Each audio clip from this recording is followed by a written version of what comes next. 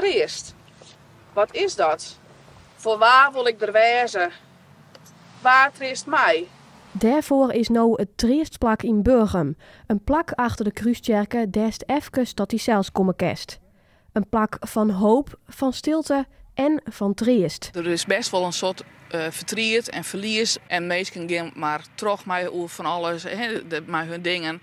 En soms is het wel heel mooi dat je even ergens een stapje weer rond kan kennen. Dat je eventjes naar jezelf komt kennen. Maar dit triestplak hopen we dat we in Burgum dan een plak gaan waar mensen zich welkom voelen. En dat het gewoon in de Iepenloft is, dat het makkelijk toegankelijk is. Toegankelijk voor Eltsenien. Jongeren, ouderen, middelbare leeftijd, elk is hier welkom. Het hoeft net beslist mij versterren te maken hebben. Het kan ik gewoon iemand die ontspannen is of wat dan ook maar.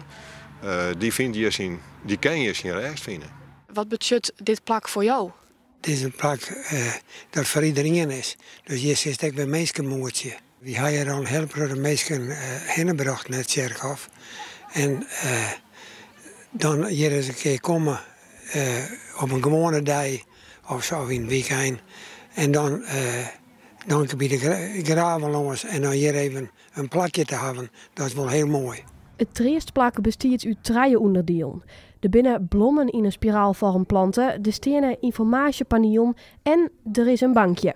Dat bankje wordt omsletten door panion die in een hele cirkel stenen. Als we hier nou zitten is het eigenlijk als een steuntje in de reg. Maar we kunnen ook aan de binnenkant zitten en dan is het als het ware een omarming.